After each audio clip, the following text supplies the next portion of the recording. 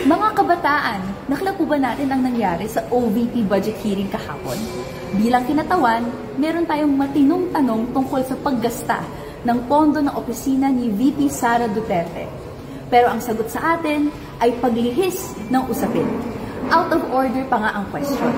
Sa gitna ng malawakang korupsyon sa budget at maanumalyang paggasta ng pera ng taong bayan, at sa gitna ng maraming tanong ng mga kababayan natin, tama po ba na palihis at pag-iwas sa mga tanong ang response ng mga opisyales natin?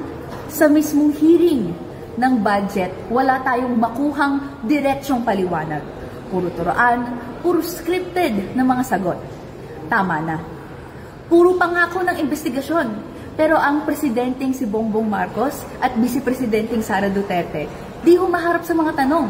Di humaharap sa isyu ng korupsyon at nakaw na yaman.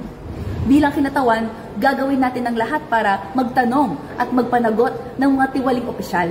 Pero mga kapwa ko Pilipino, ang pangunahing laban po ay sa labas ng lansangan.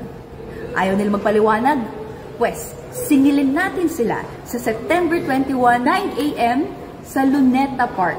Kabataan, nasa kamay natin ang kinabukasan ng inang bayan.